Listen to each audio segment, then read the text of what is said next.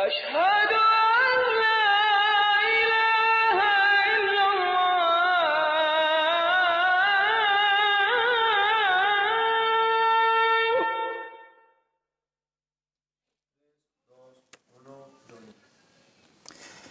Assalamu alaikum wa rahmatullahi wa barakatuh.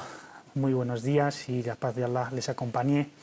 Queridos hermanos y hermanas, queridos telespectadores, bienvenidos a la Jutba de la Meca, su programa de los viernes en el cual queremos transmitirles y vivir con ustedes también al mismo tiempo la espiritualidad de este gran día para la comunidad musulmana y sobre todo desde la mezquita más sagrada del Islam, que es la mezquita Al-Haram de la Meca. Hoy vamos a hablar del Islam en Brasil, aprovechando la visita de un hermano, de un sheikh muy querido que está aquí para ofrecerles unos programas para Ramadán. Aprovechamos su presencia en Madrid para invitarle a este programa y hablar un poco de Brasil, de la comunidad musulmana de Brasil y de la realidad islámica del país latinoamericano. Estamos hablando del hermano y el sheikh Ali Asghar, brasileño, nació en Brasil hace unos 42 años, de padre cristiano libanés ortodoxo, de madre brasileña católica, se hizo musulmán muy temprano, a los 17, 18 años, estudió en la Universidad Islámica de Medina 10 años, sigue estudiando a distancia en la Universidad Al-Marifa, el conocimiento, y también trabaja en el Centro Islámico de la Divulgación del Islam en América Latina. Asimismo, es el responsable de las certificaciones halal en Brasil. Assalamu alaikum, hermano Ali. Wa alaikum salam wa rahmatullahi wa barakatuh. Es un placer muy grande estar con vosotros acá. Muy bienvenido. Bueno, antes de entrar en el tema del Islam en Brasil... Vamos a hablar de 42 años. De los ya un poquito menos. Ya. Un poquito, bueno, 41, 42 años tiene el Sheikh Ali Asghar. ¿Cómo es que un joven en un país, el país católico más grande del mundo, Brasil, de un padre cristiano ortodoxo, de una madre católica brasileña, ¿cómo se te ocurre a los 17, 18 años abrazar el Islam, entrar en el Islam? Bismillahirrahmanirrahim, alhamdulillah. En principio, yo fui creado por mi papá y por mi mamá como un cristiano normal. Mi padre no era un cristiano tan practicante, pero todavía siempre estudié en colegios católicos, en colegios de curas, esas cosas. Y me perdone mi español porque... Además está muy bonito, sí, ese acento brasileño. ¿No? Bueno. Entonces, yo crecí con un cristiano normal, pero siempre fui muy preocupado con las cuestiones sociales de Brasil. La pobreza, la seguridad, todo esto. Entonces empecé a tener contacto con los partidos comunistas, pero aunque se puede parecer un poco contradictorio, en la verdad que yo creía en Dios, pero al mismo tiempo creía en la filosofía comunista. Entonces, así crecí, así era Ali Asghar cuando chico. Pasado un tiempo, estudiando un poco más la Biblia y la historia cristiana, vi que en un primer nivel no me satisfacía como persona. Y después descubrí que en el Islam había, por ejemplo, el Islam político, el Islam económico, el Islam social. Entonces percibí que el Islam era abarcaba muchas dimensiones. Sí, abarcaba muchas dimensiones, era un sistema de vida completo. Y esto que me pareció increíble, porque nunca había oído de una filosofía, un pensamiento que podría satisfacer el individuo espiritual y materialmente. El Islam satisface hasta mismo materialmente a través de la espiritualidad. Eso fue muy interesante para mí. Entonces empecé a estudiar el Islam como un año y medio después de estudios y lecturas. Elegí el Islam como mi modo de vida. A los 18 años y luego te vas a Medina. Es decir, ya tu interés... ¿quisiste afianzar tu conocimiento para...? Por increíble que pueda ser por un pastor protestante. Él me envió a Medina. ¿Por qué? Después que acepté el Islam como religión, empecé a trabajar con el mismo centro islámico que trabajo con él hoy. Y este centro me envió a una ciudad muy chica del sur de Brasil para trabajar como auditor de una empresa de alimentos halal. Pero la ciudad es muy chica, muy chica. Entonces el pastor de la ciudad, el pastor protestante de la ciudad, porque en el sur de Brasil la mayoría de las personas son cristianas pero protestantes, supo que había musulmanes en la ciudad. Entonces vino a nuestra residencia a tentar tirarnos de las trevas y llevarnos para la luz de la Biblia. Entonces empezamos a hablar y me vino, subhanallah, si supiese más sobre el Islam, podría refutarlos más. Entonces llamé al centro islámico y dije, mira, me gustaría estudiar el Islam más profundamente así. Y me enviaron a Medina. Mashallah, 10 años. ¿Cómo ha sido, muy breve, esta experiencia en Arabia Saudí? Lo mejor posible.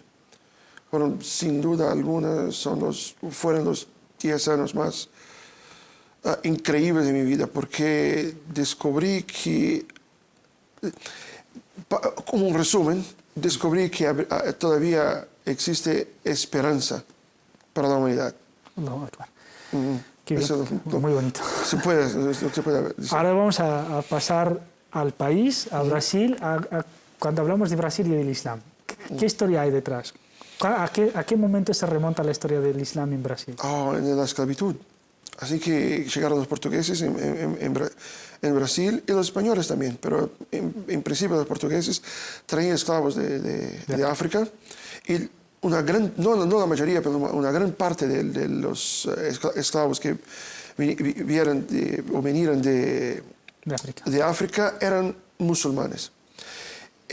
Por una coincidencia o por un tadbir de Allah subhanahu wa ta'ala, un arreglo de Allah subhanahu wa ta'ala, estos estaban viviendo en el norte del país.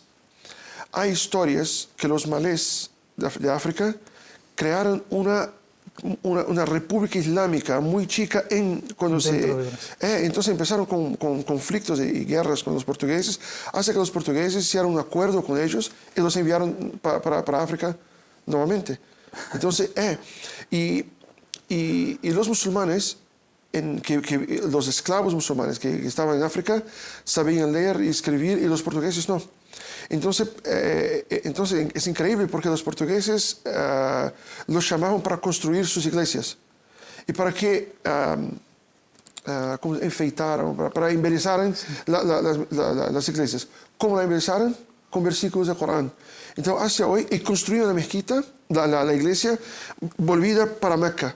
Dirigida para Meca. Entonces, cuando te vas, por ejemplo, a la ciudad de Salvador, en el estado de la Bahía de Brasil, las iglesias están, por ejemplo, la calle está así, pero la iglesia está así. ¿Por qué? Porque está orientada hacia Meca. Y dentro de las iglesias, en las ventanas, se ve la ilaha illallah, Muhammad Rasulullah, la hawla wa la quwwata illa billah, y súplicas en árabe, pero escritas en una iglesia. Y los portugueses no sabían qué era. Entonces... pero estos musulmanes que fueron, digamos, africanos, tomados como esclavos, ¿tuvieron continuidad hasta hoy día o cuando hablamos de los musulmanes hoy día provienen, digamos, principalmente de los países de Oriente Medio en lugar de estas personas africanas? Sí, estos africanos vinieron a Brasil, se quedaron en Brasil como muchos años. Los descendientes de estos no son musulmanes, pero no son musulmanes desde 2 siglos, no que dejaran de ser musulmanes hace como 10, 20 años. Inmediatamente cuando se fueran esos musulmanes originales, se volvieron a África, se rompió el Islam en Brasil. Y volvió el Islam en Brasil por volta de 1880, 1850, con el segundo emperador de Brasil, don Pedro II, que sí visitó a Líbano. los cristianos en Líbano tenían una situación muy difícil por el gobierno turco. Entonces abrió las puertas de Brasil para la inmigración árabe de los cristianos. Pero seguido, después de los cristianos, empezaron a venir los musulmanes también. Musulmanes, porque Oriente Medio vivía unos momentos muy difíciles con la ocupación británica, las guerras también con el Imperio Otomano. Sí, el fin del Imperio Otomano, el inicio de las colonizaciones de Francia, de Inglaterra. Entonces los musulmanes empezaron a venir en el principio del siglo 1901, 1920, 1910, algo así. A principios del siglo XX. Actualmente, ¿cuál es la realidad de la comunidad musulmana en Brasil y cuántos serían los musulmanes que hay? Aunque no hay ningún censo oficial. Hay un censo oficial. Hay un censo oficial. Hay un instituto en Brasil que se llama IBGE, el Instituto Brasileiro de Geografía y Estadística.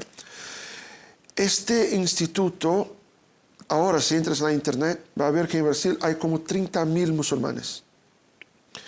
Puede parecer un número ridículo, pero no, hay un poco de verdad en el número este. Nosotros creemos que en Brasil hay como 800.000 musulmanes. Yo particularmente no creo que llegue a un millón de musulmanes. En un país cuya población supera los 190 millones. Sí, 197 millones. Casi 200 ya. Sí, y el país más cristiano más grande del mundo y todo eso. Entonces, como 800 millones de musulmanes. Pero nosotros tenemos aproximadamente 70 mezquitas en Brasil. No mezquitas construidas como mezquitas, pero musalayat, una habitación que se ha hecho mezquita, así. 70 mezquitas. La mezquita que hay más gente que en el Joma, es nuestra mezquita en São Bernardo do Campo y la mezquita do Brás, también en São Paulo. Aproximadamente como 300 personas, 350 personas, lo máximo, con hombres y mujeres. Creo que en Brasil, de 800.000 personas que tienen alguna relación con el Islam todavía, de 800.000 saca como 400.000 que eventualmente se van a la mezquita por algún motivo, un casamiento, la muerte de alguien, una fiesta, algo así. Es decir, no van mucho a la mezquita, pero se consideran musulmanes. Sí, se consideran musulmanes. Se pregunta, pero puede beber. Sí. Muchos no ayudan. Muchos no saben que hay que ir a Meca, por ejemplo. Pero, ¿cuál es su religión? Yo creo que soy musulmán. Pero los musulmanes, practicantes del Islam, que rezan, que ayudan, yo no creo que llegue a 100.000 personas. No creo. Lo último que sabemos de Brasil, nos llegan hace nada, cada 2 por 3 aparece en algunos medios. Es Neymar y Barcelona. Bueno, Neymar y... En serio, lo que sabemos de Brasil. No, futbolísticamente aparecen mucho. Brasil es una potencia mundial, bueno, la más grande futbolísticamente hablando. No obstante, de vez en cuando vemos que el Islam se está afianzando con una rapidez en Brasil muy, muy importante. Y sobre todo entre las comunidades afro-brasileñas. ¿A qué se debe este fenómeno? Los afrodescendientes o afro-brasileños, como dijiste, ellos descubrieron ahora, como 20 años atrás, solamente 15 años atrás, que sí, ellos tienen una relación de fe con sus antepasados que se fueron de Brasil. Entonces me empiezan a buscar, porque a principio, a como 30, 40 años atrás, lo que se imaginaba era que el africano que vino a Brasil no tenía religión, era un pagano, no sé en español, pero en portugués era un animista. Era un animista. Hace como 10 años, 15 años, que se descubrió que sí había animistas, pero una parte muy grande de ellos eran musulmanes. Entonces empezaron con esta asimilación, asimilando la cultura, y empezaron a buscar el Islam. ¿Tiene que ver con esa ola afro-musulmana en Estados Unidos? No. Es con la influencia de los primeros esclavos musulmanes africanos en Brasil. No, la ligación es increíble. El link con los americanos se hace después, por el hip hop, por la música y por el rap. Por el rap y por la nación del Islam. Porque muchos, lamentablemente, muchos de estos afrodescendientes de Brasil creo que exageran un poco en su comportamiento y empiezan a ser racistas contra los blancos. ¿Comprende? Es un problema muy grande que tenemos. Y en Brasil ahora hay por ejemplo, ellos quieren cuotas para estudiantes negros. O sea, como que 15 o 10% de todas las carreras en las universidades de Brasil hay que ser solamente para negros.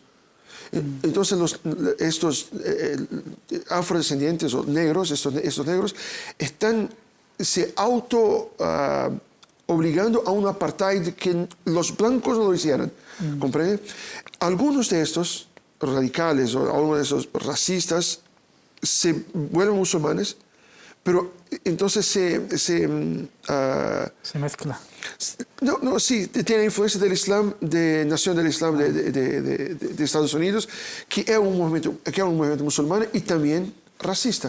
Entonces empieza la aproximación. Una reacción negativa a una situación. Es un problema muy grande que tenemos, sí. Aquí en Europa, evidentemente, los musulmanes también somos minoría, pues hay diferentes actitudes a nivel social respecto al Islam. Los hay favorables, los hay tolerantes, los hay islamófobos. ¿Cuál es la realidad de los musulmanes en Brasil respecto a la sociedad? ¿Cómo ve la sociedad brasileña la realidad de los musulmanes? ¿Cómo ve ¿Existe mucha islamofobia? ¿No? ¿Es una sociedad muy abierta al Islam? Yo creo que esa es la mejor parte del Islam en Brasil, porque el pueblo brasileño no es... El primer punto es que es un pueblo que se creó de mezclas de diferentes culturas. No existe el brasilero nato. Por ejemplo, yo soy, por parte de mi papá, soy libanés. Por parte de mi mamá, mi apellido es Sales, pero el original era Salles con doble L. Entonces puede ser, pero mis abuelos son brasileños, pero puede ser que tengan vino de acá, de España. Y así toda la población brasileña es así. Entonces no existe en Brasil una resistencia a una cultura específica, islámica, judía, cristiana, lo que sea. Hasta los japoneses en Brasil, por ejemplo, tienen sus templos shintoístas y todo, y nunca hubo problemas, nunca hubo problemas. Y el brasileño le gusta el Islam, le gusta a los musulmanes, no al Islam, a los musulmanes, por motivos increíblemente inacreditables. Por ejemplo, hay dos tipos de gusto por el Islam en Brasil. Aquellos que conocen el Islam por la literatura, porque leyeron al respecto del Islam, esos son la minoría, obviamente. Pero sí, les gusta la filosofía islámica, no son musulmanes, pero sí una filosofía muy bonita y conocen la creencia islámica y todo. Pero la mayoría de las personas no conocen la creencia islámica, no conocen el Islam. Pero consideran que los musulmanes son el primer pueblo que paró enfrente al imperialismo americano. Entonces, por ejemplo, hasta personajes como Bin Laden, por ejemplo, en Brasil, no saben nada respecto de Bin Laden, qué pensaba, qué no pensaba, pero Bin Laden, no, muy bueno, porque el Bin Laden en Afganistán se paró contra los americanos y combatió a los americanos. ¿Comprendes? Hay esta mentalidad en Brasil. Entonces, por ejemplo, cuando ven una persona como yo, por ejemplo, con la barba larga así, la asimilan con Bin Laden. Bueno, usted también para contra los americanos. Como combatiente, como una persona que lucha contra el imperialismo. Sí, con el imperialismo. No, el imperialismo es un problema, es un otro problema. Soy musulmán.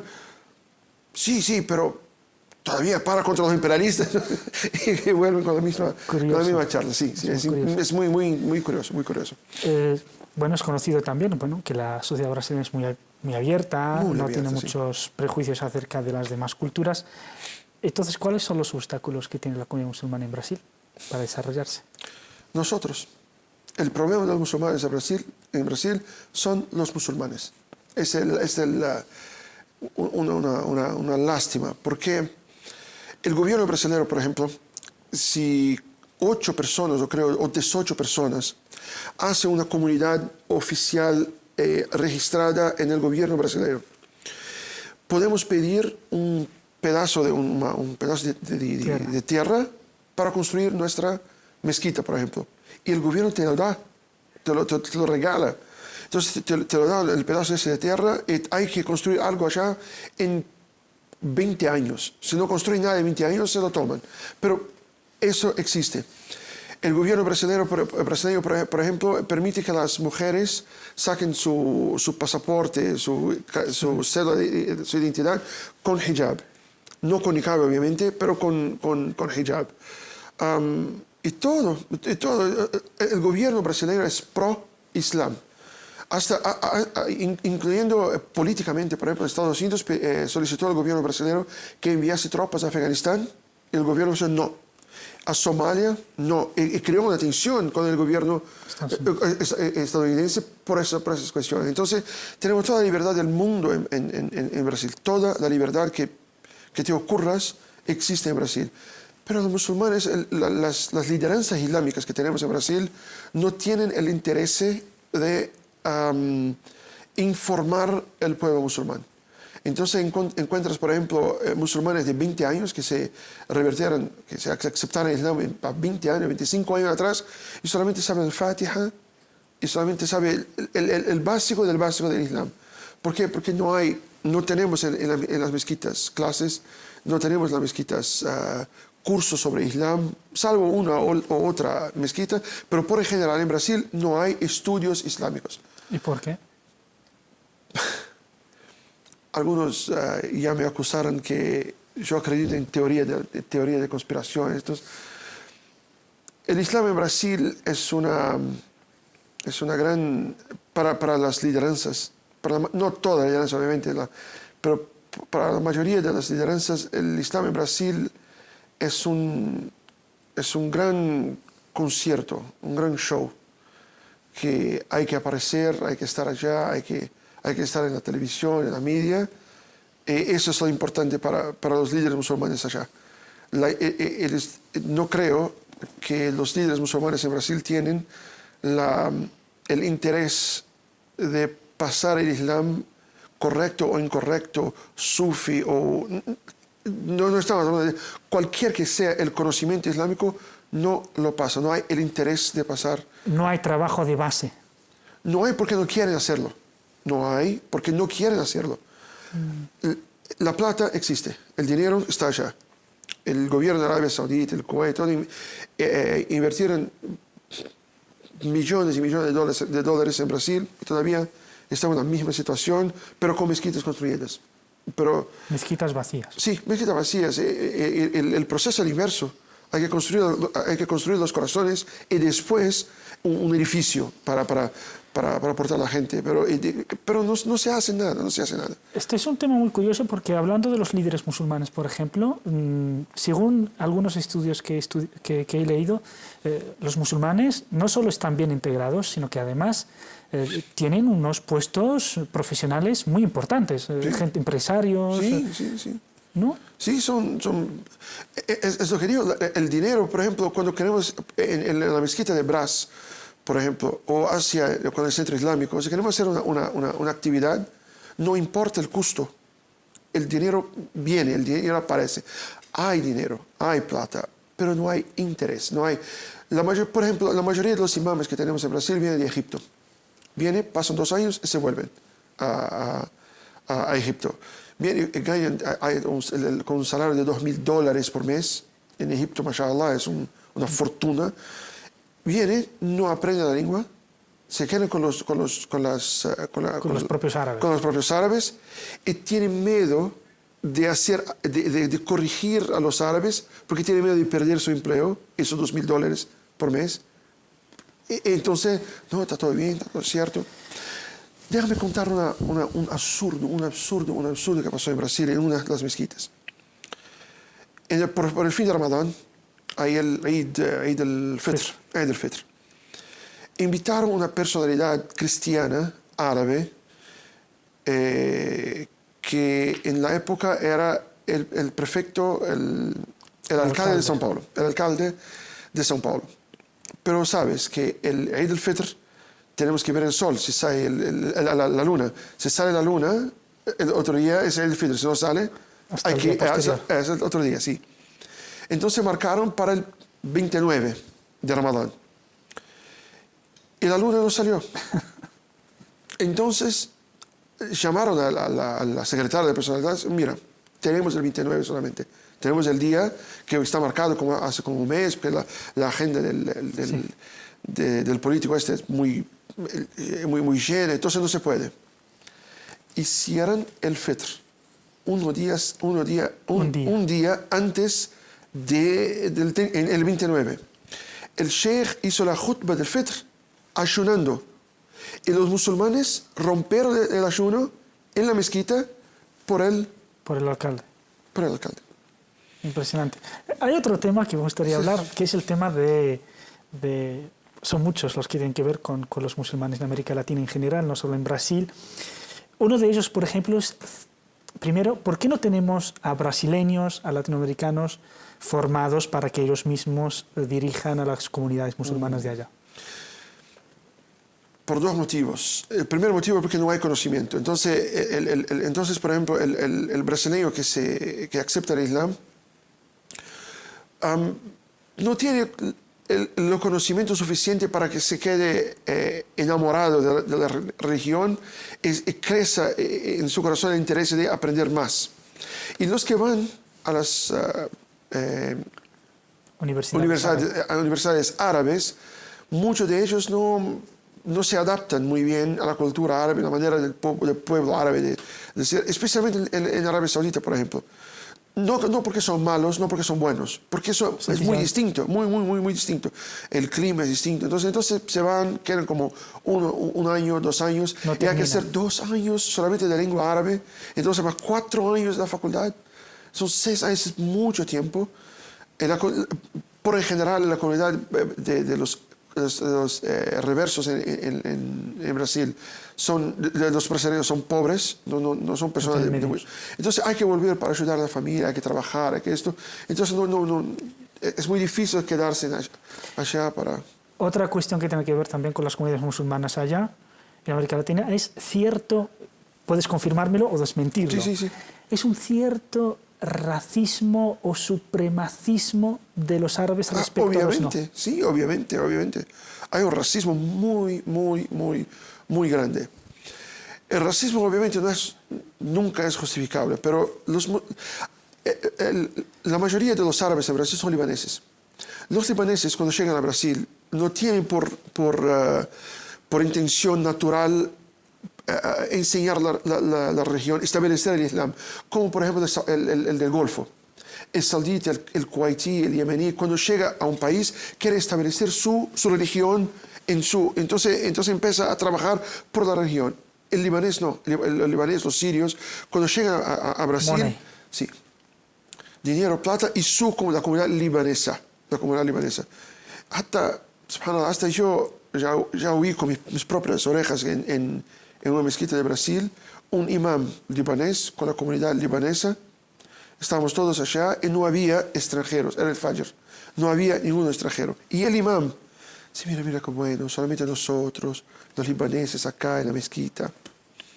Hay comentarios así, Entonces y obviamente esto provoca una reacción de los brasileños. Hay brasileños que no les gustan los árabes. El problema existe. Es obvio. Entonces, además, muchas veces los propios imames en sus jutbas pues solo hablan en árabe, no hablan en brasileño. Sí. Ahora tenemos un sheikh en la mezquita de Brás. Es mi amigo personal por más de 20 años. Su nombre es Rodrigo Rodríguez.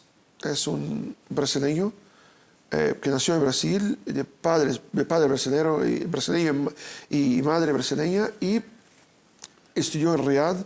Y ahora volvió a Brasil y es el primer imam de la mezquita de Brás, que yo creo que es la mezquita más importante de Brasil.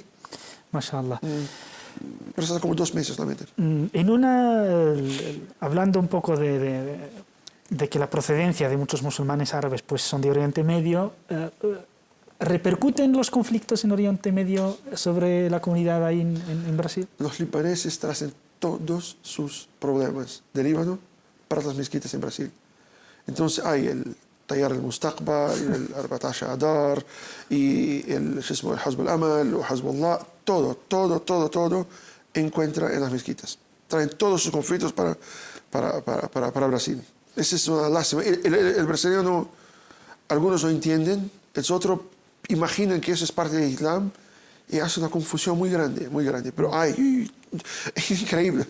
Viene del Líbano porque... Vamos, el cuerpo está en Brasil, pero Pero la mente la está en Líbano, mentalidad y vive la realidad de Líbano. Sí, vive la realidad del Líbano en Brasil. Pero es obvio que su mente está allá porque todo el que trabaja compra su casa, ¿dónde? En Líbano. Monta un otro comercio en Líbano, con el dinero que gana en Brasil. Entonces están concentrados en Líbano mucho más que en Brasil. Hablando de las tensiones, por ejemplo, actualmente el tema yo creo que el imam ha empezado, me vas a disculpar. Muchas gracias por haberme acompañado media hora. Bueno. Nosotros, de forma muy rápida, nos vamos a trasladar a Arabia Saudí, a la Meca, porque veo que el imam ya está en el púlpito, está dirigiendo su discurso. Vamos a trasladarles la jutba con traducción simultánea y volvemos a plato inmediatamente después. Hasta ahora.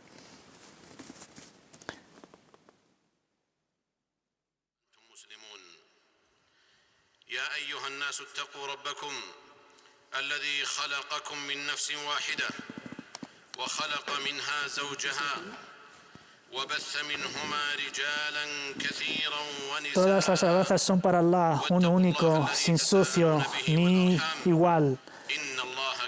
Atestiguo que no hay otro Dios sino Él, el único, y que Muhammad es su siervo y mensajero. La paz y las bendiciones sean con Él y con sus compañeros y quienes le siguen con bondad y rectitud hasta el día del juicio. Dice Allah Altísimo, oh creyentes, temed a Dios. Aquel que le teme en verdad tendrá un gran éxito en esta vida y en la otra. Musulmanes, Allah ha distinguido a la comunidad del Islam con los buenos modales y los valores que la dirigen en todas las situaciones. Así son agradecidos en los buenos momentos y paciencia en los malos. Así, cuando terminan con una victoria en un conflicto, agradecen a Dios y le alaban.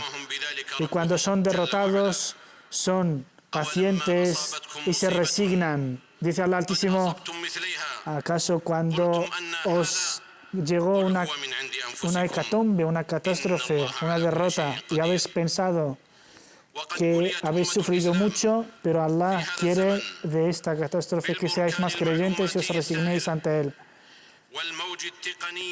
Así pues, hermanos, actualmente, con los grandes desarrollos que están teniendo lugar y los avances tecnológicos, que son un verdadero diluvio, un diluvio cultural y civilizacional que agita las almas y las mentes.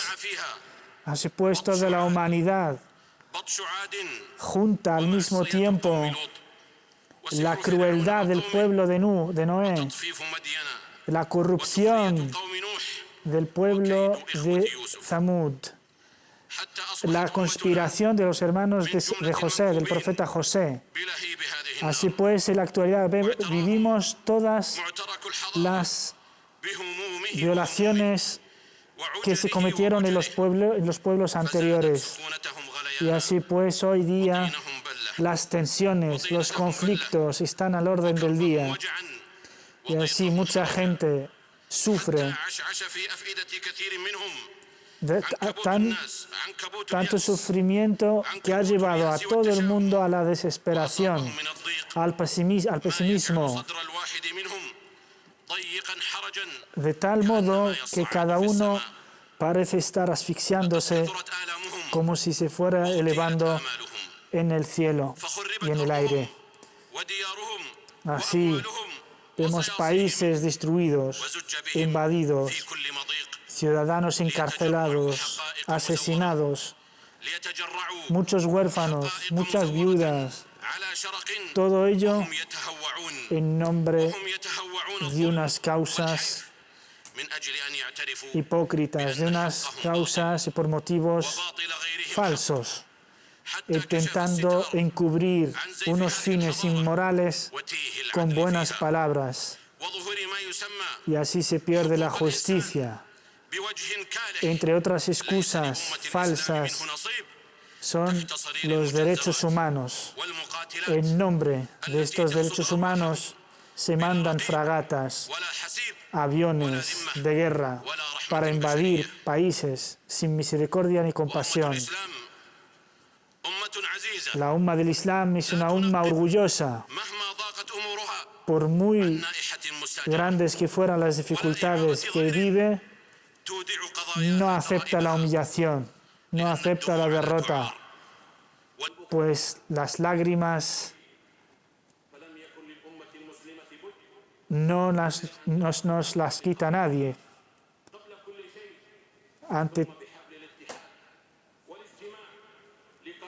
Así pues, los musulmanes lo que tienen que hacer, y que nadie lo puede hacer por ellos, es la unidad, في كفكفة دموع es la solidaridad y la cooperación entre ellos والجرحى para ser fuertes y auxiliar a las viudas, a los huérfanos y a todas las víctimas فأمة del الإسلام sufrimiento, de la tiranía, معين دينها de la represión. تستطيع من El خلاله Islam, la umma tiene en su religión la fuente de su fuerza, إذا جمعتها y si lleva a la práctica su unidad islámica, no solo podrá protegerse, sino que además podrá avanzar y podrá desarrollarse y podrá ser una luz para la humanidad. Y ninguno podrá con ella ni فإن أمة الإسلام llorará sus funerales. تضعف لكنها لا تموت La umma del Islam, aunque se debilite, nunca muere. Y aunque sea derrotada en un momento, إن كنتم مؤمنين seguramente después vuelve a la victoria. Dice Allah Altísimo, ciertamente si sufrís, quienes os han precedido han sufrido como vosotros. Y ciertamente Dios distinguirá a aquellos que son verdaderos creyentes y hará de ellos testigos y humillará a los incrédulos injustos. Siervos de Dios, إن على أمة الإسلام la comunidad del Islam تلتمس في كل ضيق tiene que procurar en cada dificultad طيف الفرج ser prudente y esperanzadora, أمر بالفأل pues el profeta, la paz sea con él, nos ordena ser optimistas y nos prohibió el pesimismo y la desesperación. Dice el profeta, la paz sea con él, dice, me gusta رواه el optimismo, y cuando se le preguntó qué es el optimismo, dijo la buena palabra, la palabra de la esperanza. تغلب جانب الفأل Así pues, queridos hermanos, la umma del Islam tiene que inclinarse por la buena esperanza, a pesar de las guerras, de las invasiones حلقات المضايق y del sufrimiento, الله لا يعجزه شيء pues ciertamente Dios es todopoderoso y lo puede todo. ليست ظالمة La umma del Islam no es injusta, ni es invasora, يكون من طبيعتها ni en su naturaleza está la traición والارتواء بالدماء y la hostilidad hacia los demás, ni el derramamiento de sangre. عدل Es la umma de la justicia, de la sumisión a Dios único, أمده بعونه porque quien conoce a Dios y se somete a Él, Dios le ayuda y le apoya. والقنوط سبيل El optimismo no tiene vía, no tiene وبوعده salida en el corazón de los musulmanes, عليه وسلم pues el Corán y la Sunna de su bendito profeta, la paz sea con él, nos dicen que siempre después de las dificultades está فليمدد la بسبب apertura, está la victoria, está el éxito. فلينظر Dice Allah Altísimo, كيده ما يغيظ aquel que se desespera الله عباد الله es un incrédulo. Así pues, siervos de Dios, مفتاح النجاة obremos por la unidad del Islam y de los musulmanes. إلى كتاب ربنا El secreto de nuestro éxito y de nuestro trabajo es aferrarnos al Corán y a la Sunna. Tenemos que fortalecer nuestra hermandad, el aconsejarnos unos a otros. La umma del Islam no es, el sufrimiento que vive la umma no es accidental, no es sin razón, sino que se debe a unas debilidades propias. Y si nuestros enemigos pueden con nosotros es porque hemos dejado los pilares básicos de nuestra comunidad, de nuestro Islam, que son la unidad y la solidaridad. Además, dejar las polémicas y las divisiones es un buen comienzo para que recuperemos la unidad del Islam y de la umma y de hacer que los enemigos se piensen dos veces enemistarse con nosotros. بين مخالب القوى الباطشة حتى جعلوا العالم الإسلامي اليوم Los enemigos de la humanidad que invaden por todas partes son والنكبات los mismos que invaden a nuestros países islámicos y nos intentan mantener en la debilidad y en la división.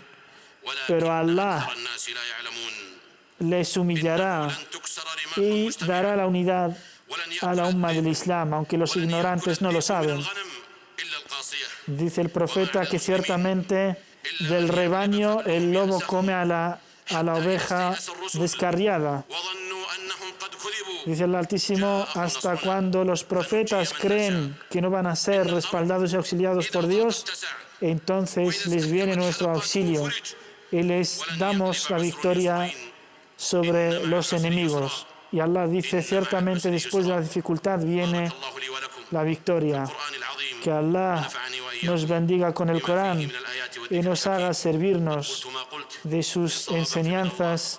وإن خطأ فمن نفسي Digo lo que he والشيطان dicho. وأستغفر الله Si he acertado es por bendición de Allah y si me he equivocado es por mi ignorancia y por mi debilidad. Pedidle perdón a Dios, pues es quien absuelve y quien perdona.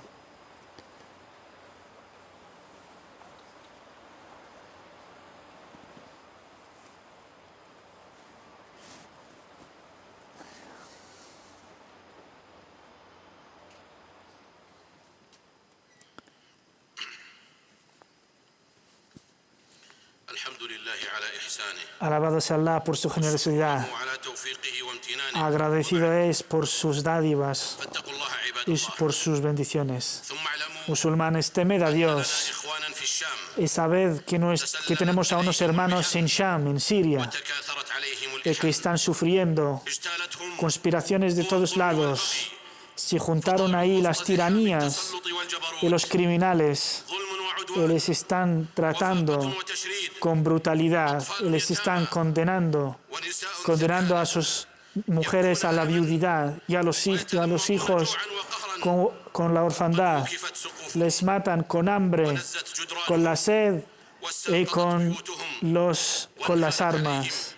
حمم القنابل والشظايا Todo tipo de bombas, todo tipo de proyectiles فما عادت الدور caen sobre sus casas y sobre sus ciudades. إن ذلك Sus كله casas ya عباد no son casas y sus ciudades ya no son ciudades ni pueblos. نصيبه من المسؤولية Todo musulmán tiene que rendir su responsabilidad ante Dios. Gobernantes, ciudadanos, intelectuales, sabios, pueblos, todo el mundo es responsable ante esta situación. Los musulmanes tienen que pararse y contemplar de forma unida lo que está pasando con nuestros hermanos en Siria y hacer y cumplir con su responsabilidad. Dios, oh Dios, Dios, hermanos musulmanes, tened en cuenta a Dios que nos va a juzgar por esto. Oh gobernantes de los musulmanes, autoridades y responsables, tened a Dios presente que os va a juzgar por si no hacéis nada al respecto. Tenéis que trabajar y obrar para acabar con esta injusticia, con todas las maneras posibles.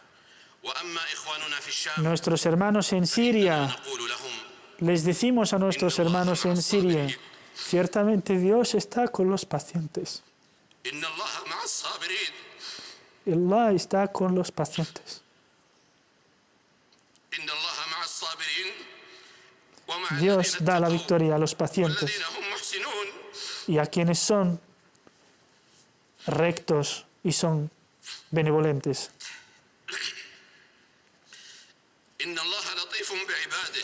Ciertamente Dios es indulgente con sus siervos y da la victoria a los discriminados.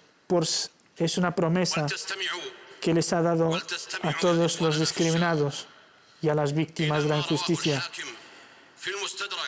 Escuchad, hermanos en Siria, el hadith del imam dice a Omar, en el Mustadrak dice a Omar, Allah esté complacido con él, dice que Abu Ubaida, Allah esté complacido con él, estaba rodeado en Siria y los enemigos estaban rodeados, le habían rodeado para acabar con él. Y entonces le escribe a Omar el Faruq, el justiciero, y le dice a Abu Ubaid, el general de los musulmanes, que Allah da la victoria a los pacientes. Así pues, sed pacientes, sed firmes y combatid con fuerza y coraje. Y le responde Abu Ubaida de forma breve y dice, ciertamente, dice al Altísimo, ciertamente la vida mundanal no es sino una competencia en propiedades y en hijos, pero Allah tiene preparado un éxito y un jardín inimaginable para quienes luchan por su causa. Hermanos musulmanes, así pues, orad y bendicid al bendito profeta en respuesta y obediencia a la orden de Allah en el Corán, en la que dice, ciertamente Allah y sus ángeles oran por el profeta. Oh creyentes, orad sobre él y saludadle. Oh Allah, ora, bendice y saluda a nuestro bendito profeta Muhammad, a su inmaculada familia, sobre todos sus compañeros, Abu Bakr, Omar, Uthman y Ali, y todos sus compañeros y todos quienes le siguen con bondad y rectitud hasta el día del juicio. Oh Allah, y haz que seamos de entre ellos. Oh Allah, dales el éxito y la victoria al Islam y a los musulmanes. Y humilla a los paganos y criminales enemigos de la humanidad. Oh Allah, dales la victoria a tu libro, a tu profeta y a tus siervos sinceros. Oh Allah, auxilia a nuestros hermanos en todas partes. Ayuda a pagar sus deudas a los endeudados y cura y sana a todos los enfermos de los musulmanes. Oh Allah, danos seguridad en nuestros países y guía a nuestras autoridades y a nuestros gobernantes.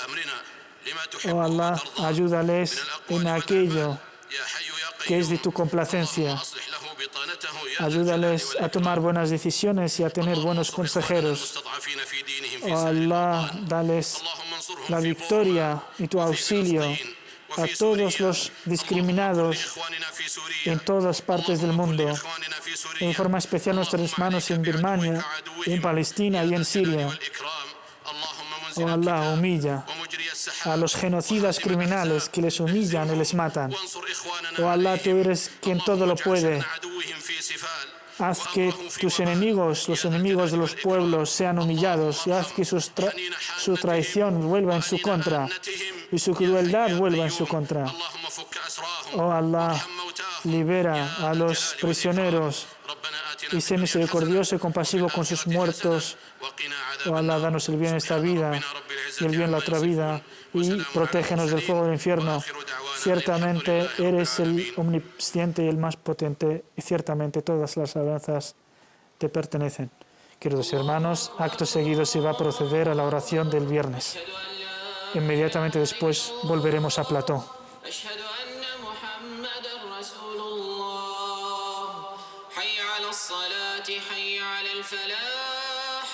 قد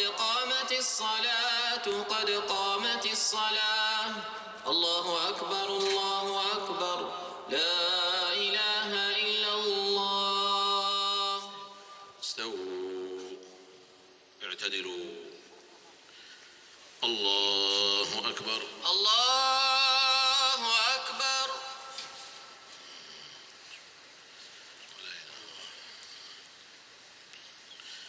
الحمد لله رب العالمين الرحمن الرحيم مالك يوم الدين إياك نعبد وإياك نستعين اهدنا الصراط المستقيم صراط الذين أنعمت عليهم غير المغضوب عليهم ولا الضالين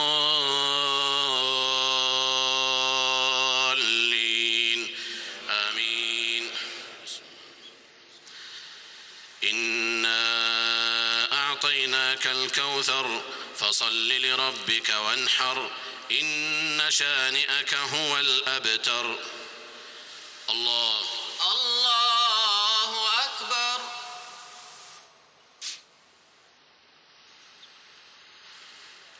سمع الله لمن حمده. ربنا ولك الحمد.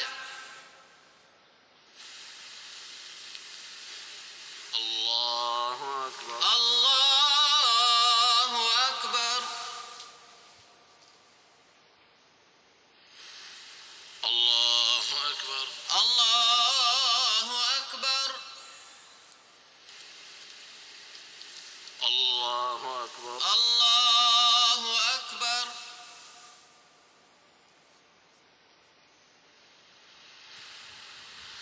الله أكبر. الله أكبر.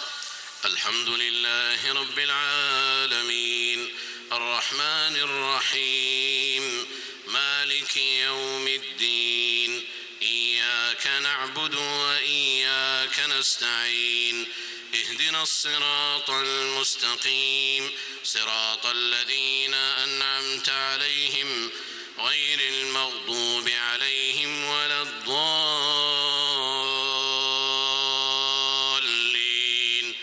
آمين.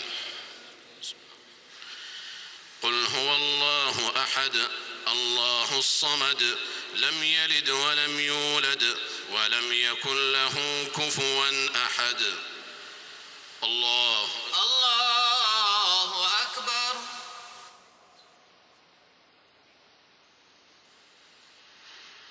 سمع الله لمن حمده. ربنا ولك الحمد.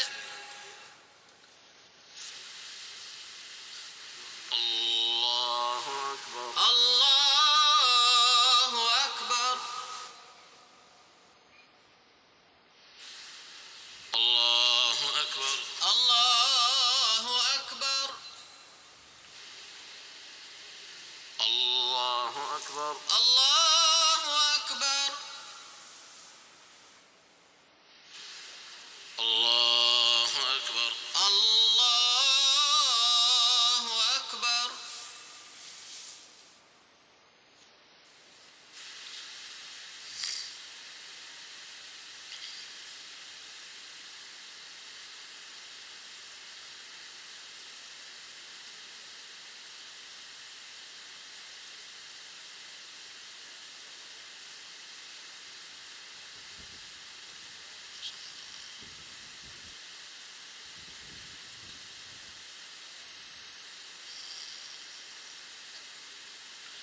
السلام عليكم ورحمة الله. السلام عليكم ورحمة الله. السلام عليكم ورحمة الله. السلام عليكم ورحمة الله.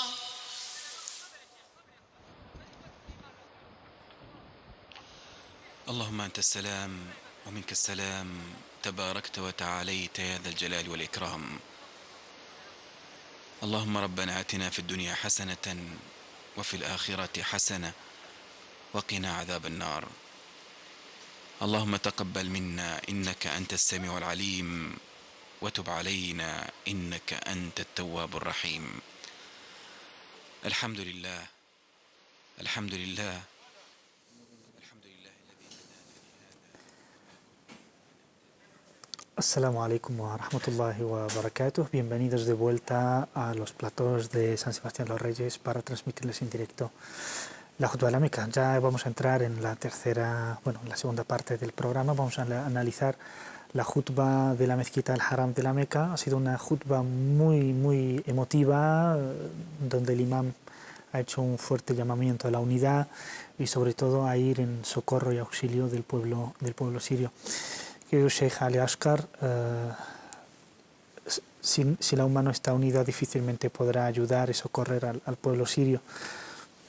Lo que pasa con el pueblo sirio, lo que pasa con los musulmanes de todo el mundo es una lástima muy grande, muy grande. Siempre que oigo khutbas así, me quedo como pensando qué desgracia puede ser peor que esta. Pero cuando estudiamos el Islam, vemos que la peor desgracia que ya cayó sobre la Umma islamía, sobre la comunidad islámica, en primera parte es la muerte del profeta Muhammad sallallahu alaihi wasallam.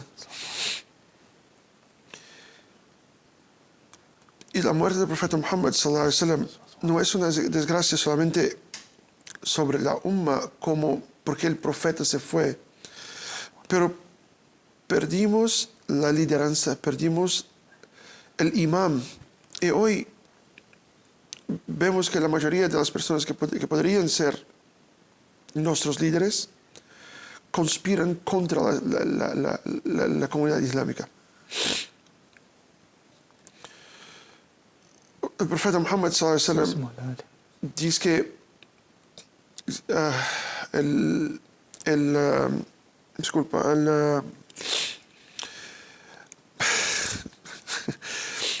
en portugués es el carnero, Sí, el ternero. el carnero, ¿eh? Bueno, el carnero. Sí, el carnero que se come, que los lobos atacan, es el carnero que está solo. Y vemos hoy que toda la umma es el carnero que está aparte de nosotros. No sé qué pasa con Siria, no sé qué pasa con los musulmanes. Lo que veo hoy en día en la umma islamía, en la comunidad islámica, todo lo que yo aprendí como no ser, como es el contrario de los enseñamientos del profeta Muhammad sallallahu alaihi wasallam. El profeta Muhammad sallallahu alaihi wasallam nos dice que al muslimun kalbunyan al marsus yashudu ba'du ba'd. O sea, es como una sola estructura. ¿Dónde está la estructura hoy? ¿Dónde está la estructura hoy? No es solamente importante, es una obligación religiosa perante Allah subhanahu wa ta'ala que tengamos la creencia correcta y que exista la unión bajo esta creencia. No es importante solamente, es una obligación, es la única actitud que podemos tomar contra cada gota de sangre que corre en Siria. Lo que está pasando actualmente, la umma está muy dividida, la debilita, por lo tanto es más fácil dominar a los países pequeños y no un país tan grande como debería de ser, digamos, el mundo islámico, un solo país, unido, solidario. Y además, no solo es un deber para con la comunidad musulmana, sino también un deber para con la humanidad, porque no solo los musulmanes están sufriendo, sino muchísimos países están siendo sometidos a un imperialismo, a una injusticia brutal, empobreciendo pueblos, matándoles de hambre. En el caso sobre todo de Siria y también de Palestina, de nuestros hermanos en Birmania, están siendo masacrados y el imam ha hecho hincapié en la responsabilidad de todos, aunque subrayó 3 veces a los gobernantes. Los musulmanes que nos sentimos indefensos, que nos sentimos no sabemos ni qué hacer, qué deberíamos de hacer respecto a estas causas. 2 cosas. El dua ininterrupto. Que supliquemos a Allah subhanahu wa ta'ala en las 24 horas del día. Pero para que supliquemos de manera correcta, Ibn Qayyim al-Jawziyya, rahimahullah, decía que la súplica es solamente una herramienta. La fuerza, para que utilice la herramienta hay que tener un brazo fuerte. Este brazo fuerte es la práctica islámica. Es tu proximidad con Allah subhanahu wa ta'ala. Entonces la persona que no reza, que no hace nada y suplica, hay que volver al Islam. Hay que volver al Corán, hay que volver a la sunna del profeta Muhammad sallallahu alaihi wasallam y entonces suplicar y suplicar y suplicar y suplicar. Es el primer punto. El segundo punto es decir la verdad. الصدق مع الله سبحانه وتعالى. يوم ينفع الصادقين صدقهم. La verdad que hablamos, que decimos, es muy importante para que concienticemos a las personas sobre todo lo que está pasando allá, sin exagerar lo que pasa, pero siempre ser veraz para con Allah subhanahu wa ta'ala, ser veraz con la persona, con la sunna del profeta Muhammad sallallahu alaihi wasallam, porque esta veracidad nos va a hacer unir y el día del juicio final va a ver que su veracidad te va a beneficiar y te va a poner a un local bueno en el paraíso, inshallah. Ad-du'a was-sidq, ad-du'a was-sidq, ad-du'a was-sidq. La súplica y la veracidad, la súplica y la veracidad, siempre, siempre, siempre, siempre. Sorprende un poco que los países musulmanes de la zona tienen ejércitos, tienen todo, pero si no utilizan esos ejércitos y esas armas para salvar a su pueblo hermano, como lo que está pasando en Siria, ¿para cuándo se utilizan esos ejércitos? ¿Para qué? Y son miles y miles y miles y miles de millones. Y luego le exigimos a Estados Unidos, a la Unión Europea, que intervenga. ¿Por qué no intervienen ellos? ¿Qué puedo decir? Ese es lo peor. Pero, mira, la situación de los países islámicos, los países árabes, es la misma del pueblo musulmán. Por favor, me traduce. Hay un hadith del profeta Muhammad sallallahu alaihi wasallam que dice: "La tatrukanna al-amr bil ma'ruf wa an-nahy 'an al-munkar." Si dejáis de ordenar el bien y de prohibir el mal, فَيَتَسَلَّطَ عَلَيْكُمْ أَشْرَارُكُمْ entonces los malos de entre vosotros serán vuestras autoridades. وَيَدْعُ مِنْكُمْ أَخْيَارُكُمْ Y entonces los buenos de entre vosotros suplicarán وَلَا يُسْتَجَابُ. y sus súplicas no serán respondidas. O sea, así es la umma, así es la umma. Hoy en día así estamos. Esto, el amr bil ma'ruf, ¿cómo traduce el amr bil ma'ruf nahy anil munkar? El ordenar el bien y el de prohibir el mal. Esto es menos importante que la oración, es menos importante que el ayuno, es menos importante que el zakat, es menos importante que la peregrinación. Hoy los musulmanes no rezan, hoy los musulmanes no ayunan, hoy los musulmanes no hacen la peregrinación cuando tienen la plata para hacerlo. ¿Qué podemos esperar entonces? ¿Qué podemos esperar? Ese es el problema. El problema está en la práctica islámica. Shaykh al-Islam ibn Taymiyyah rahimahullah decía que Allah subhanahu wa ta'ala puede dar la victoria a un país incrédulo por su justicia y causa la derrota de un país musulmán por su injusticia. Son países injustos. Son países injustos. No obstante, vamos a terminar con lo que empezó el imam, que es el de la obligación y la necesidad de ser optimistas. El profeta pasa con él nos dice que a pesar de las dificultades, la umma ha pasado por momentos igualmente muy difíciles. Fuimos invadidos por los tártaros, por los mongoles, hubo momentos, se arrasó con Bagdad, con Damasco, y momentos las cruzadas, pero aún así la umma, alhamdulillah, pudo reponerse, pudo recuperarse, y se recuperó esa unidad y esa fuerza, y igualmente esta vez, después de estas dificultades, seguro que va a haber... Es dicho que después de la invasión de los tatares en el Sham, lo que hicieron es muchísimo peor que están haciendo ahora, y se decían los musulmanes, se terminó el Islam en Sham, se terminó, es imposible que el Islam se va a crecer nuevamente en el Sham. Eso con los tatares y el Sham, por la voluntad de Allah subhanahu wa ta'ala, por sus bendiciones y su misericordia, el Sham todavía es musulmán. El conocimiento existe en el Sham. El Islam está firme en el Sham. Y por la misericordia de Allah subhanahu wa ta'ala no existe la derrota para el musulmán. ¿Derrota? La pérdida. Nunca va a perder. El musulmán nunca pierde. Siempre es una de dos. Una de dos, o victoria o victoria, o victoria aquí o victoria el día del juicio final. No existe una ¿cómo se dice derrota? Derrota. Sí, perfecto. No existe derrota para el musulmán, nunca. Si tiene paciencia, wahtasab, e entiende que todo lo que nos pasa lo está pasando por la voluntad de Allah subhanahu wa ta'ala como un teste para nosotros, y a través de este teste tenemos paciencia y creemos que Allah subhanahu wa ta'ala hay una hikmah, hay una sabiduría por detrás de todo. A veces entendemos la sabiduría, vimos la sabiduría, obviamente, por ejemplo, la prohibición de la carne de cerdo. Nosotros sabemos cuál es la sabiduría por detrás de la prohibición de la carne de cerdo, pero a veces no vemos la sabiduría, pero existe la sabiduría. Si tenemos esta creencia y no alcanzamos la victoria en esta vida, alcanzaremos la próxima, sin duda alguna, inshallah. La umma parece como esa persona que está muy dormida, profundamente dormida, pero a través de estas sacudidas se despierta y se levanta. Y seguramente esto de que está pasando en Palestina y en Sham y en otras partes no es más que eso. Nosotros que somos musulmanes, pues yo soy musulmán como 24 años, 23, 24 años. si a 5 años, solamente 5 años atrás, un musulmán me dijera que de hoy, hace 5 años, la hermandad musulmana va a gobernar Egipto. ¿No dice, está loco? ¿Está enfermo? Es imposible que lo pase. Y mira la situación de Egipto hoy. Si me hubieran en el pasado, me hubieran me hubiera dicho que en el Sham, la población de Sham se va a rebelar contra el gobierno y pedir por la implementación de la Sharia, el Islamía en el Sham. O sea, nunca.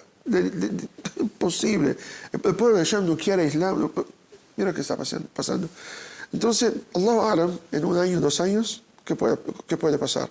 Pues muchas gracias. Esta primera parte nos vamos a una pequeña pausa y volvemos a retomar el tema de la comunidad musulmana o del Islam en Brasil. Nos quedamos con este mensaje de optimismo, de que detrás de todo sufrimiento Allah subhanahu wa ta'ala después da el éxito. Es que para valorar lo que realmente Allah nos da, cuando no queremos valorarlo, pues Allah nos prueba a veces para darnos cuenta y despertar. Hasta ahora.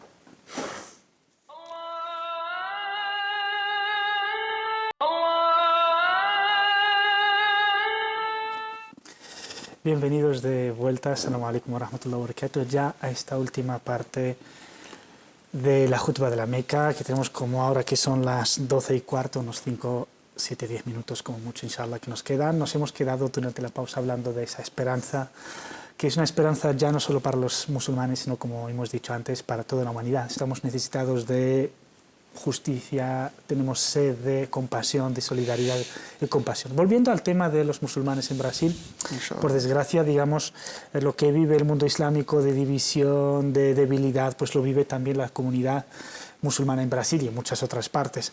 Y hemos dicho que a pesar de haber una cierta élite profesional, musulmana, gente empresaria, con muchas posibilidades económicas, cosas que en muchos otros países no tienen. Y además de haber cierta aceptación, digamos como que no hay mucho trabajo por el Islam y para el Islam. Hablando de esta ausencia de trabajo de base, ¿cuáles son los desafíos? Partiendo de esta debilidad, ¿cuáles son los desafíos de la comunidad musulmana en Brasil? Bueno, alhamdulillah, salatu wassalamu ala rasulillah. Yo creo que en parte los musulmanes brasileños están muy mal acostumbrados, porque siempre quieren las cosas prontas, siempre están esperando algo que venga de Arabia Saudita o de Kuwait para que hagan algo. Yo creo que las comunidades musulmanas de Brasil lo que tienen que hacer es organizarse sin la dependencia de los árabes, sin la dependencia de los gobiernos árabes. Y así es el Islam. No existe como decía mi abuela, el dinero no cae del cielo por descuido. Pero no existe. Hay que se organizar. Los musulmanes de Brasil lo que tienen que hacer, hay que organizarse y empezar. Hay personas, alhamdulillah, existe ahora en la internet, ahora por la internet principalmente. Podemos pasar clases por la internet. Todo es una cuestión de organización de los propios brasileños. El problema es que el pueblo brasileño, por en general, no le gusta el esfuerzo, no le gusta el empeño, no le gusta la disciplina. Sí, la disciplina. Ese es un problema muy grande. Este es uno de los principales obstáculos que tenemos en Brasil, que el Islam tiene en Brasil, porque el brasileño cuando lee al respecto del Islam, percibe que sí, es un mensaje celestial, es un mensaje divino, es un mensaje bueno, es un mensaje que invariablemente trae beneficios para el individuo, hace al individuo ser un mejor individuo en la sociedad que él vive. Bueno, me gustó, me voy a hacer musulmán, pero tengo que rezar 5 veces al día en un horario preestablecido. Y hay que hacer, cuando empieza la parte de la disciplina, es un problema. Mi mamá es un problema típico. Me gusta mucho el Islam, pero ¿cómo voy a rezar 5 veces al día? Es su gran cuestionamiento sobre el Islam. Es cómo que ella va a dejar de hacer lo que está haciendo para rezar, porque yo creo que el desafío más grande que tenemos en Brasil en la cultura occidental brasileña. Pero ¿no puede el Islam en realidad ayudar a que la gente que se haga musulmana y por extensión toda la sociedad brasileña gane ciertos conceptos de disciplina? Por ejemplo, he visto varios reportajes de varios medios hablando de los musulmanes que son brasileños, sin ninguna relación familiar con musulmanes, sino sencillamente se hacen musulmanes. Una de las grandes cosas que admiran del Islam es precisamente la disciplina, de que dejan, una vez que se hacen musulmanes, tienen la fuerza espiritual y material de dejar la droga, de dejar el crimen organizado. Es decir, el Islam puede ofertar, puede ayudar a muchas personas, por no decir al país, a que gane más disciplina y gane... Sí, pero estos aspectos, si está correcto hablar así, pero esos aspectos culturales del Islam, por ejemplo, la prohibición de las drogas, la prohibición del humo, la prohibición de las bebidas inebriantes, todo esto, esos aspectos culturales vienen después que la persona cambia su corazón. El primer cambio, el principal cambio, inna Allah la yughayyiru ma bi qawmin hatta yughayyiru ma bi anfusihim. Bi anfusihim, o sea, Allah subhanahu wa ta'ala no cambia la situación de un pueblo hasta que el pueblo cambie la situación de lo que está en ellos, o sea, en su corazón. El cambio hay que, para que podamos aceptar las cuestiones culturales del Islam, de la cultura islámica como modo de vida, hay que cambiar su corazón. Si no cambia su corazón, los cambios culturales son muy complejos, muy difíciles, porque la disciplina se torna muy grande. Cuando se tiene la concepción, cuando se tiene la conciencia que lo está haciendo por Allah, entonces eso sí, eso quebra todo y cualquier obstáculo, toda y cualquier barrera que puede existir entre la persona y la actitud. Pero hay que ser del corazón. Por eso Allah subhanahu wa ta'ala llama el testigo de la ilaha illallah Muhammad Rasulullah. Testimonio. Pero el testimonio la traducción no está correcto, no está muy correcta. Allah subhanahu wa ta'ala en el Corán dijo Alimul Ghaib wa Shahada. O sea, el conocedor de lo que está oculto y lo que está manifiesto. Entonces, la Shahada es un acto de manifestación de lo que tiene en su corazón. Esto que falta, esto que yo creo no, es la realidad. Lo que tenemos que trabajar en Brasil no es solamente mostrar los aspectos culturales del Islam que indubitablemente es bueno para la sociedad, arregla la sociedad como un todo. Pero el cambio principal es el corazón. Hay que trabajar los corazones. Vamos a hablar del futuro ahora de los musulmanes en Brasil, inshallah, y hablar del futuro, evidentemente no podemos pasar por alto los niños. ¿Cómo lleváis la educación de los niños? Y sobre todo, pues, con una sociedad como la brasileña tan abierta y de unas costumbres muy relajadas, de una moral muy relajada, ¿qué hacéis? Ese es el principal problema de Brasil. El Brasil todo es tan libre que la libertad esta acalenta a uno. Esta libertad atrae, como yajzib. Sí, atrae. Atrae a la persona. Entonces, hasta los hijos de los musulmanes tienen dos caminos. El camino de la disciplina, el camino correcto, y el camino de que puedes hacer todo lo que tú quieras. Entonces, la fitna es muy grande, la tentación es muy grande. Hasta para nosotros, hasta para quien ya está musulmán hace tiempo, se ve la libertad, pero solamente entiendes que la libertad no es lo mejor que uno puede tener, la libertad en el sentido que... Libertinaje. El libertinaje que estoy hablando, sí. Cuando entendíamos el hadith del profeta Muhammad sallallahu que esta vida es la prisión del creyente, porque no se puede hacer todo. Y es muy difícil con esta libertinaje, esta libertad, entre comillas, esta libertad nos da una falsa concepción del bueno, que la libertad total y restricta, sin parámetros, sin barreras, es el bueno. Y es justamente esta libertad que está destruyendo el pueblo brasileño. Es esta libertad que está, por ejemplo, es muy bello el samba, el carnaval en Brasil y todo. Plásticamente es muy bello. Existe belleza, los colores diferentes, todo. Pero nosotros, y el brasileño sabe que los beneficios del carnaval son tan grandes,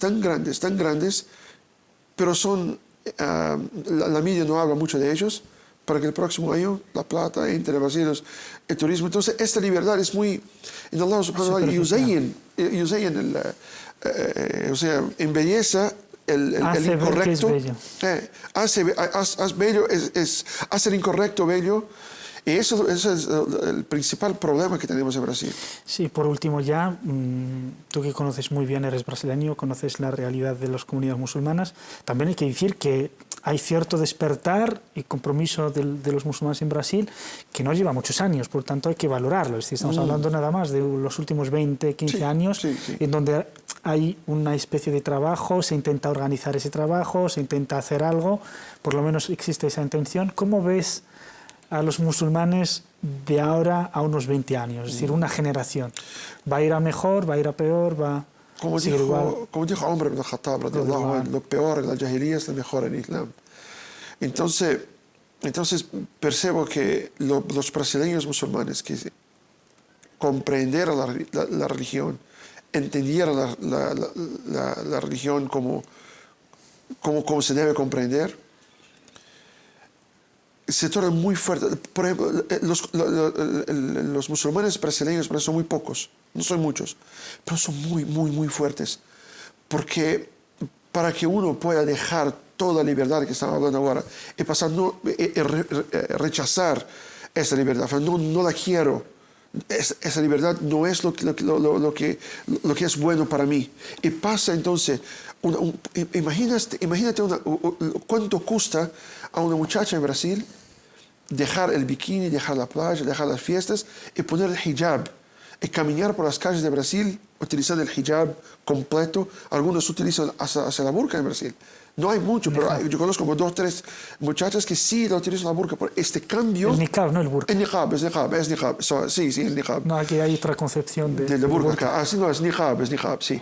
Entonces, este cambio hace con que el musulmán se quede muy fuerte, porque el cambio es muy extremo. Hace falta mucha voluntad y mucho coraje. Sí, no es algo... Por eso, por ejemplo, que a nosotros, los brasileños musulmanes, nos enoja a veces la actitud de los árabes con el Islam. ¿Pero cómo puede hacer esto? ¿Pero por qué hace? Eso no es Islam.